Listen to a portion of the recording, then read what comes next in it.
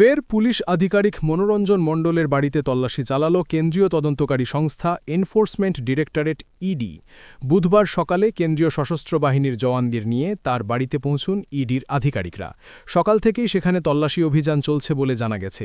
সূত্রের খবর, গত মাসের ৩ তারিখেও এই পুলিশ আধিকারিকের বাড়িতে তল্লাশি চালিয়েছিল ইডি। সেদিন দীর্ঘ সময় ধরে বাড়িতে তল্লাশি চালানোর পর তাকে সিজিও কমপ্লেক্সে হাজিরা দেওয়ার নির্দেশ দেওয়া হয়েছিল।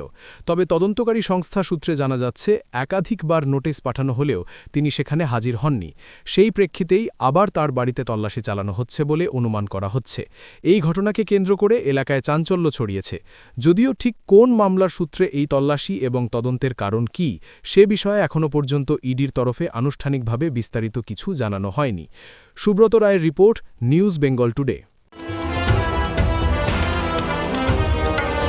মেঘবেলা লাইভে আপনার পছন্দের টিভি চ্যানেলস সম্পূর্ণ বিনামূল্যে, শুধুমাত্র মেঘবেলা ব্রডব্যান্ডের কানেকশনের সঙ্গে। মেঘবেলা ব্রডব্যান্ড, বাংলার ঘরে ঘরে। উত্তর ২৪ পরগনা ও তার আশপাশের এলাকার মানুষের সেবায় ক্যাথল্যাবের মতো অত্যাধুনিক সুবিধা নিয়ে পরিষেবায় ব্রতী সারদা মাল্টি স্পেশালিটি হাসপাতাল।